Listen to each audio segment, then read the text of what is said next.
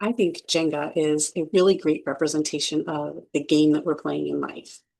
Jenga depicts this process that we go through as we step into our human experience.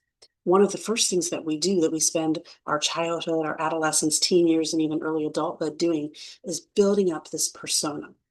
And this persona, mine's called Jennifer, is who we believe we are. It creates that, what we believe to be that stable foundation with which we can go forward and enjoy life, experience love, experience peace, experience just the abundance that life has to offer. Except that most of us have built that persona on belief systems that were handed down to us from others, from traditions, from our parents' beliefs. That belief that, oh, I must go to college in order to find success in this life, regardless of what brings me joy and what I find passionate. Oh, I must get married. I must have a family if I'm a productive member of society or something's wrong with me. Um, Maybe it comes not just from your parents, maybe it's from your religious belief systems that tells you this is good, but this is bad. So you shouldn't do these things, even if they're things that bring you joy and help enrich your life.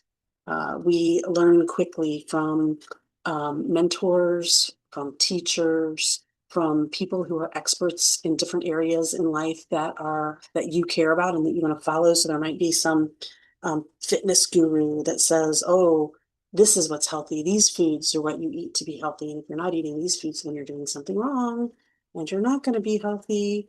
And someone else says, "Oh, your body should look this way. If your body looks like this, then you're worthy of love.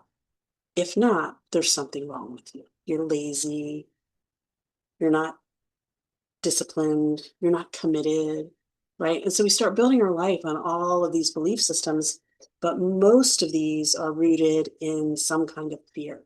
And fear is an illusion. Fear is an illusion that distorts the truth, that distorts perfect love, and wraps it up in these ideas of good or bad, of right or wrong, of judgment, of shame, of guilt.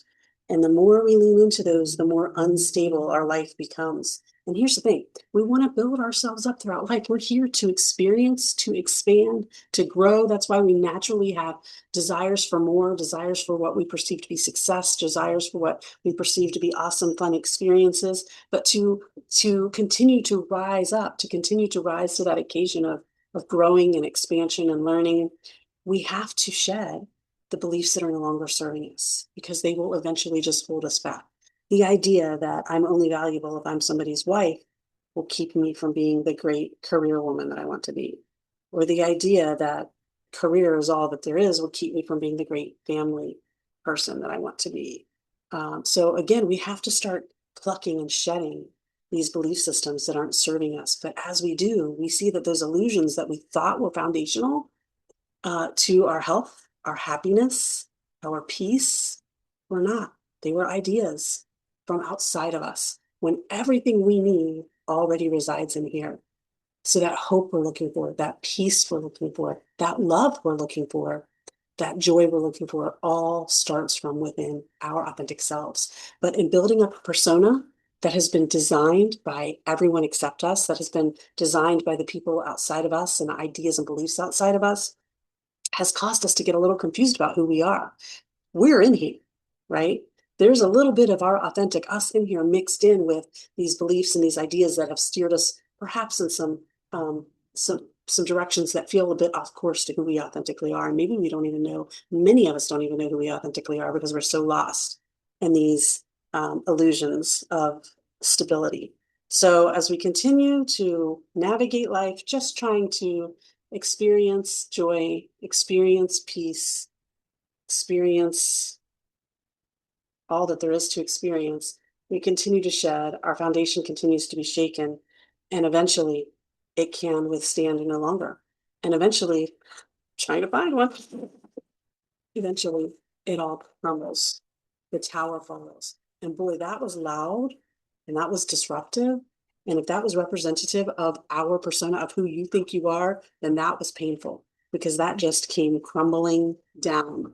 But let me tell you that The game is not over there. See, this is where we think, oh, we lost. But the reality is, and if you've ever played Jenga, have you ever played a Jenga where the tower didn't fall? I doubt it. Is, I don't think the winning is in keeping it from falling, right? It's in the experience. It's in the building and the rebuilding, and you learn and you get better and better at it. And such is life, right?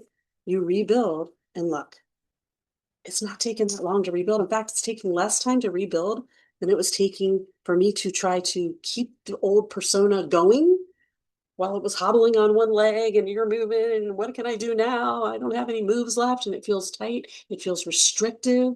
It doesn't feel flowy. It doesn't feel like you have options, because the reality is when you build yourself up from a firm foundation of authenticity, of who you really are, of accepting all aspects of yourself, that's a firm foundation.